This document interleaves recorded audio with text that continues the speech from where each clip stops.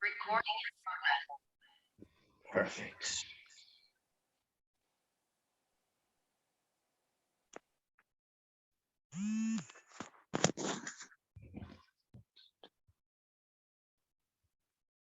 Three.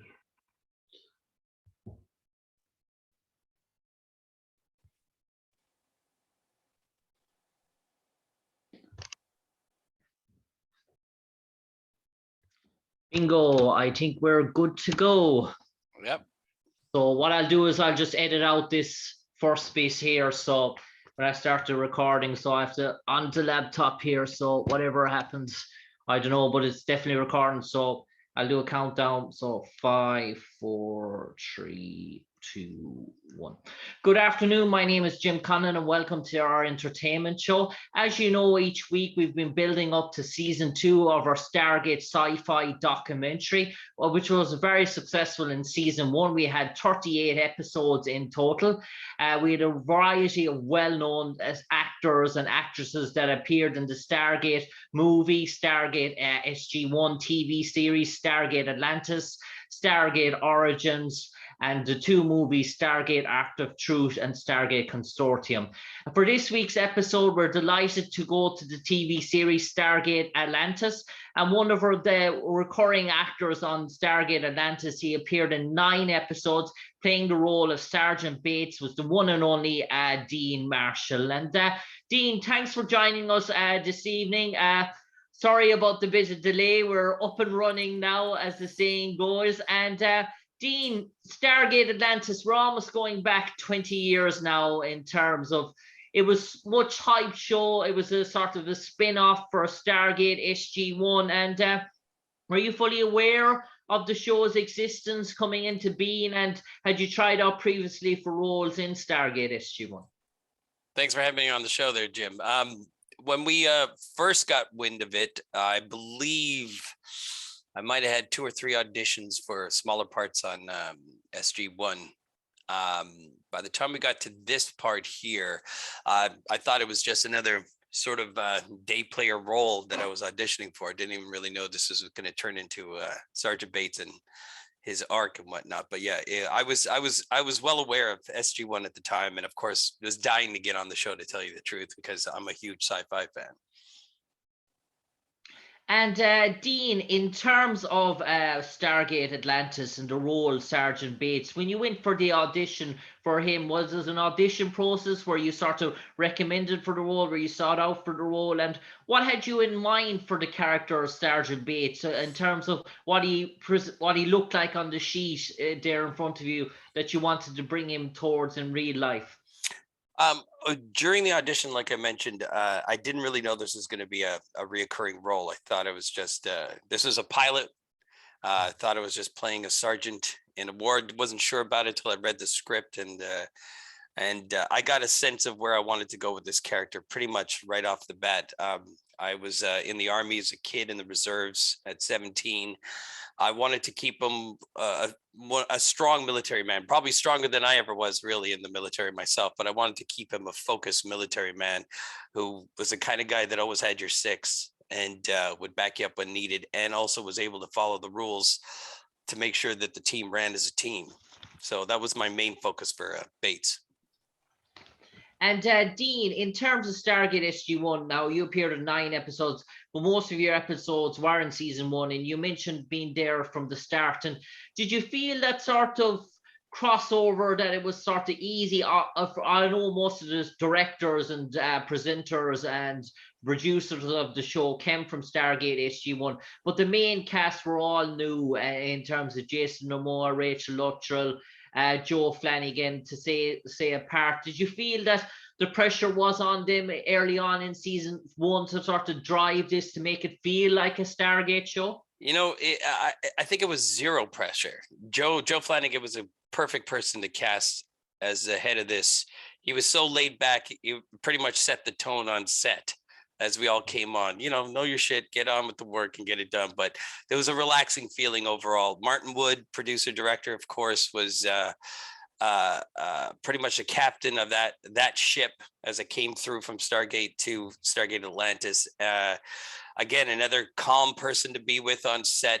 They were all about having the fun, trying to make it as, you know, as fun as possible for the audience.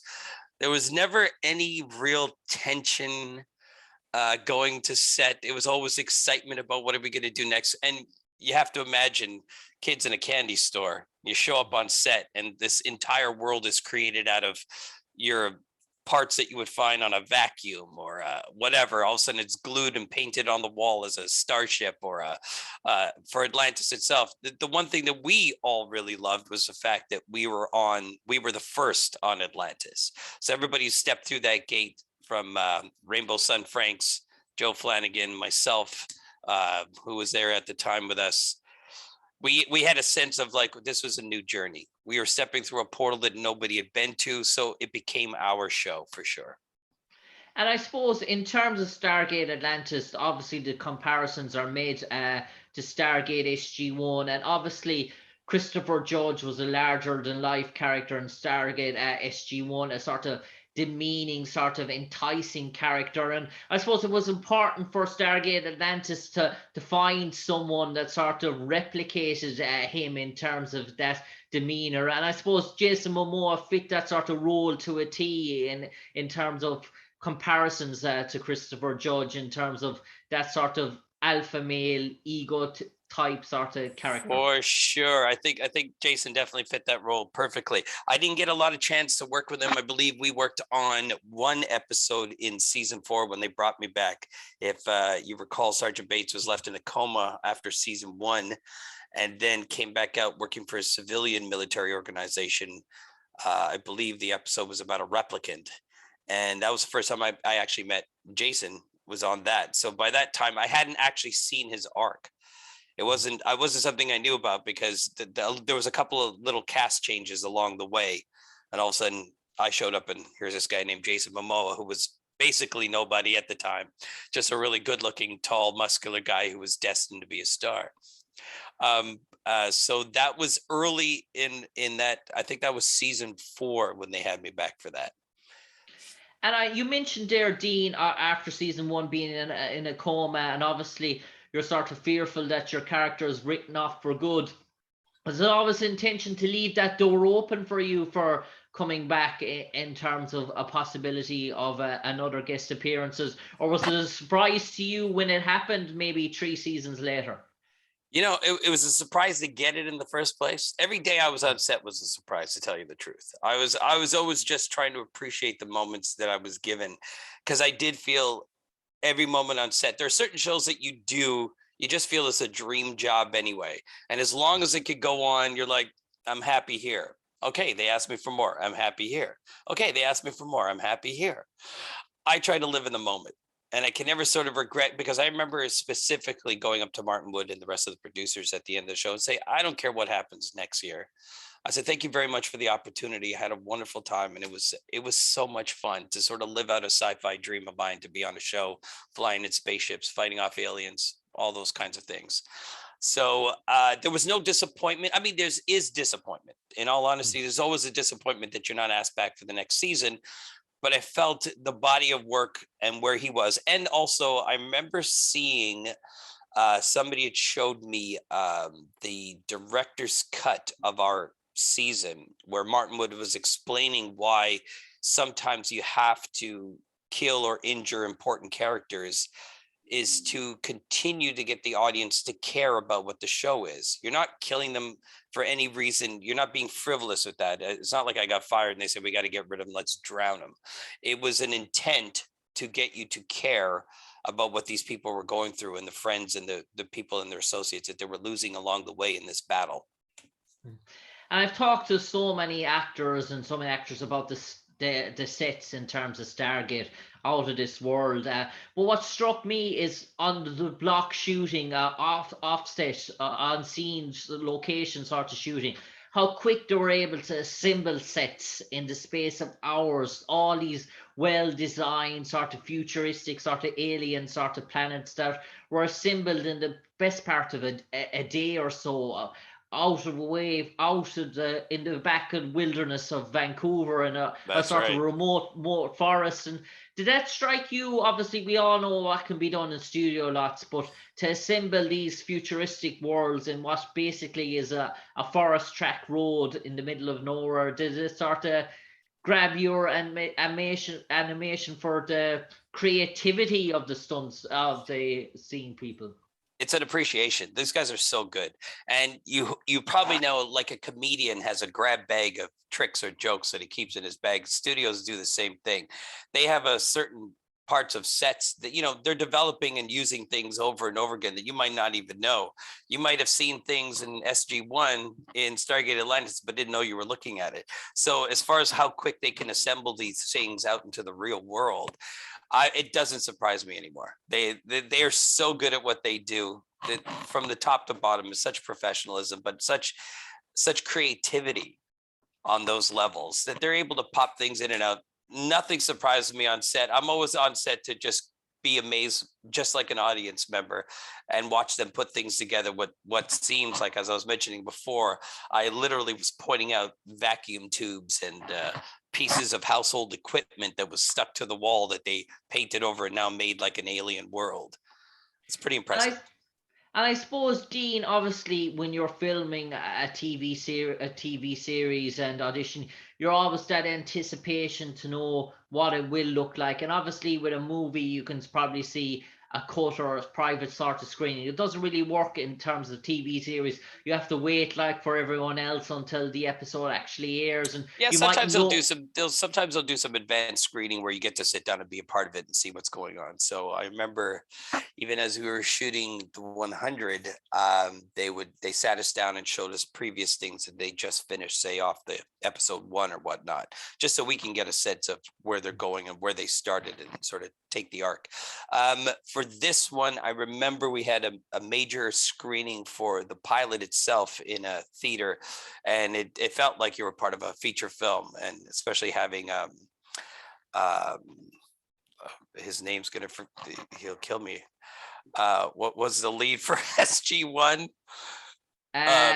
Richard Dean Anderson. Richard Dean Anderson, when the whole scene with him and Joe Flanagan and the helicopter and everything just seems so epic. Just to watch that for the first time, I felt like I was watching a full-length feature film, and it was exciting to be a part of that for sure. But yeah, that was a preview before we actually got to the bulk of the shooting throughout episode 1, season 1.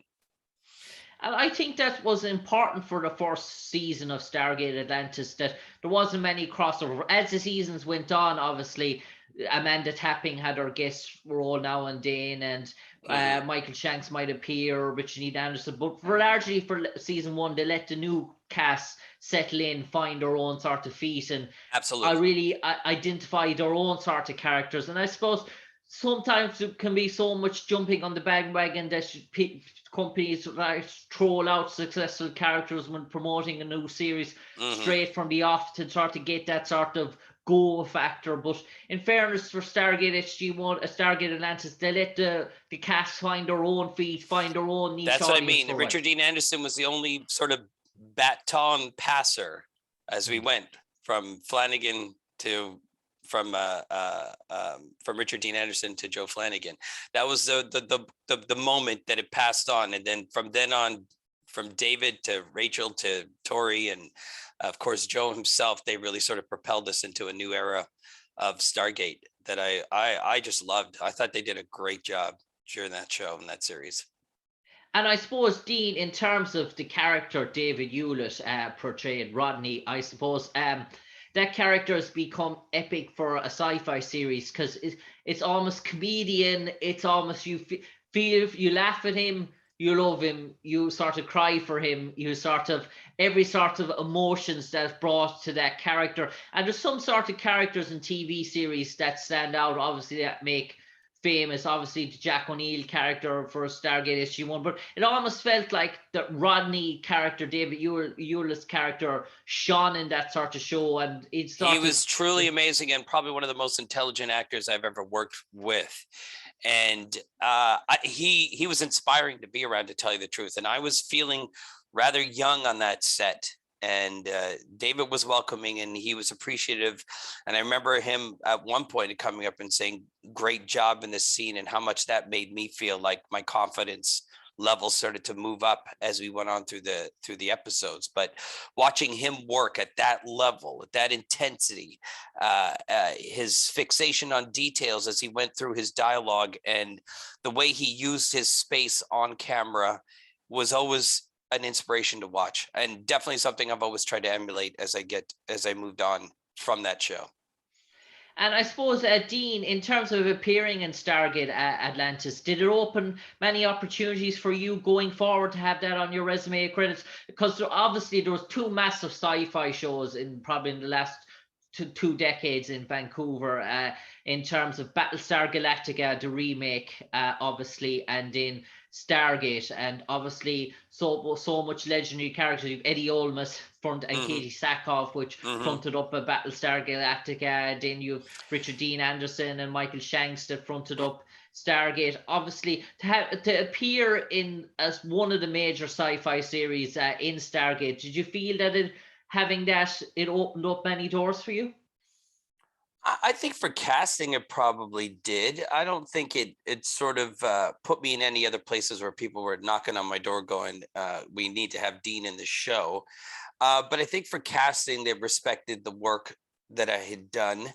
And again, I went on to either guest star or do some series regular stuff or reoccurring in quite a few other sci-fi. So I felt like if in regards to how it tied, it was confidence in getting me other auditions along the same vein that I felt like I could take care of this. I was already in Stargate Atlantis. I feel confident that I could take on these other roles. I think it benefited me, the actor, more than it benefited Dean, the career. Okay. And Dean, I know it's a busy time for you at the moment, and I do believe you have a guest sort of role in a new Superman show, I do believe. Superman and Lois. I played the deputy editor, Sam Foswell. I believe that's airing on. Is that airing on Sci-Fi? If I say this wrong, they're going to kill me too. I believe Superman and Lois is on the Sci-Fi channel. Okay. We look forward to seeing I hope. In the near future, Dean, and seeing your role on that. And I do believe you have a movie coming up in terms of in the near future as well. The Journey Ahead was a role that I just did, and there's a couple other projects that I might have mentioned earlier before. I'm never sure what I'm supposed to talk about until they sort of greenlight me.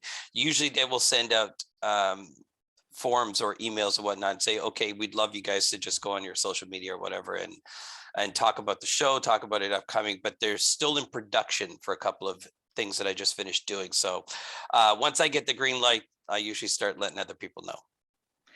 Dean, we're just going to fall back to Stargate now for the two final penultimate questions, and we'll start with the second last one. Let's pretend your character Sergeant Bates was in a Stargate sort of dictionary, a cyclopedia for all the fictional characters that appeared throughout the Stargate series, and they went alphabetically down through the list, and they came to your character Sergeant Bates.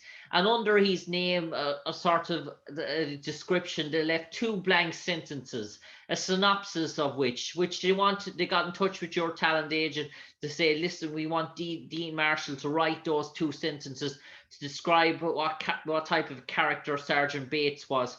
What would you like those two sentences to read? I think Sergeant Bates definitely had an intensity of purpose. And I'm trying to think of what his second thing would be. Yes, they're looking for somebody with an intensity of purpose. And someone who thoroughly followed orders to a T and to a fault. Okay. And Dean Marshall, before I let you go now, just the final question for the last 30 seconds. Have you any unique story, a funny memory from your time on Stargate Atlantis? Maybe it was in between takes, maybe it was offset location shooting, maybe it was time spent with the cast afterwards in a pub or a restaurant. interacting with one of the actors that made you laugh, made you smile, which brought a funny time for you? And still, when you think back on that show, when you think back on that person, you remember that story for the rest of still to this day, and it's probably unique and personal to you. Well, there's always a couple of them, and one of them involves one of the directors. Oh my God, let my memory come to me. Peter. He was also one of the producers at the time as well. He'll kill me if I. Is it Peter DeLuise? Thank you, Peter DeLuise. I don't know how I could ever forget that name. There's a funny story with him, but I'm actually not going to tell you that story. It was a joke he told on set that in today's day and age, the way things are, it would seem a little bit over the top. Yeah. I do remember falling asleep in a coma though. And I remember Paul McGillian waking me up, telling me, "Dean, you're snoring. We can hear you on the mic," because I had to be on that bed, lying there with a tube in my mouth and things up my nose. And I literally, as they were taking, I completely fell asleep. And McGillian was like waking me up, going, "Dean, we can hear you. You're snoring. So that's a funny thing I'll never forget from that show as well. I suppose, Dean, was the sort of bedding underneath you, was it very comfortable? Super comfortable. They had me in the most comfortable bed possible. I was pillowed up, nicely warm, you name it. And the air was right. And they were saying action. I didn't even hear it. I was supposed to be in a coma anyway. So I literally went to sleep. So it was a nice way to depart for why not? Exactly. On that note, Dean Marshall, an absolute pleasure talking to you today to share your memories of your time in Stargate Atlantis. Appearing as the character Sergeant Bates, you appeared in 8 episodes in season 1, and you also came back in season 4 as well. Some of your notable, and you appeared in season 5 as well, episode 13, Inquisition as well. Mm-hmm. A pleasure talking to you, Dean. We wish you all the best in your upcoming sort of movies that are coming out, and the new Superman TV series. Thanks for sharing your time talking to us about your character, Sergeant Bates. Obviously, you played a recurring role, a prominent role in the starting off of what was a successful spin-off series in Stargate Atlantis. And at the moment, all we can say to you, Dean Marshall, is take care, stay safe, and God bless. Thank you very much, Jim. You guys enjoy yourself over there, and have a pint on me. Cheers. Take care, Dean. Thank you. Have a good one.